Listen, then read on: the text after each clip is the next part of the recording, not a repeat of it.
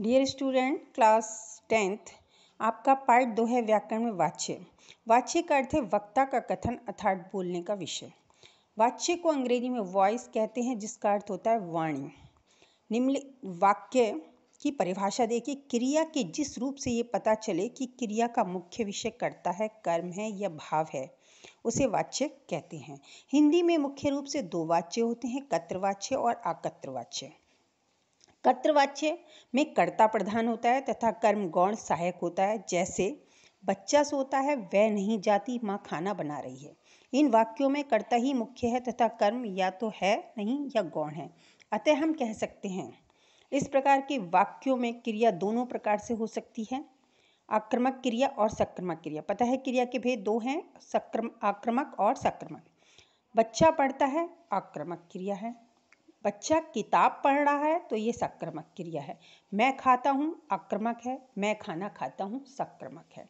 रीता गा रही है, आक्रमक है, और रीता गाना गा रही है, सक्रमक क्रिया है। आकर्तृवाच्य के दो भेद होते हैं। जिन वाक्यों में कर्ता गौण हो या लुप्त हो, उन्हें आकर्तृवाच्य कहते हैं। आकर्तृवाच्य के दो भेद होते हैं, कर्मवाच्य, भाववाच्य।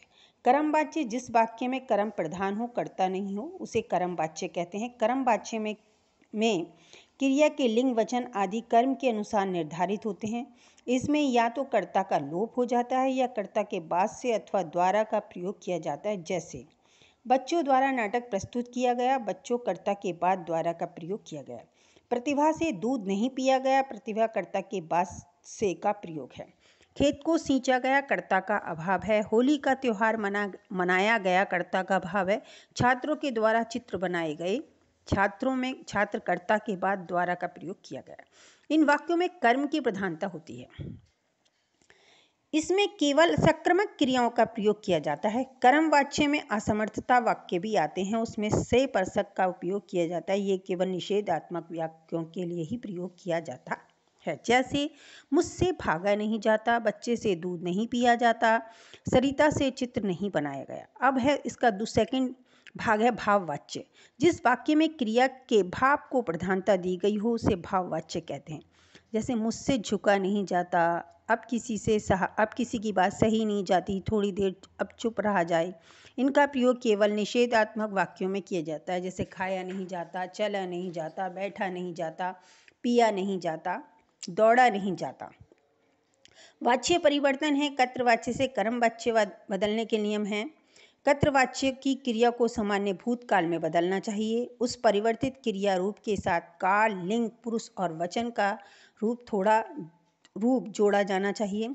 इनमें से अथवा के द्वारा परसक का प्रयोग किया जाना चाहिए। यदि हम कर्म के साथ विभक्ति लगी हो तो उसे हटा देना चाहिए।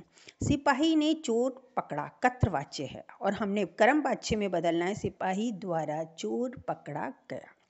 उसने खाना खाया, उसके द्वारा खाना खाया गया। नीरा खाना बनाती है, नीरा द्वारा खाना बनाया गया। अब है कर्तृवाच्य से भाववाच्य में बदलने के नियम। कर्ता के साथ परसक जोड़ा जाता है। भाववाच्य की क्रिया हमेशा एक वचन और अन्य पुरुष के रूप में प्रयुक्त होती है। भाववाच्य का प्रयोग अधिकतर नहीं के रूप में होता है। मुख्य रूप को सामान्य भूतकाल की क्रिया के एक वचन से बदलकर उसके साथ जाना धातु लगाते हैं। बच्चा रोता है, बच्चे से रोया जाता है। कुत्ता भौंकता है, कुत्ते से भौंका जाता है। रीता उठ नहीं पाती, रीता से उठा नहीं जाता। कर्मवाच्य से कर्तृवाच्य में बदलना। मुझसे एक पत्र लिखा गया, मैंने एक पत्र लिखा। बंदर द्वारा केला खाया गया, बंदर ने केला खाया।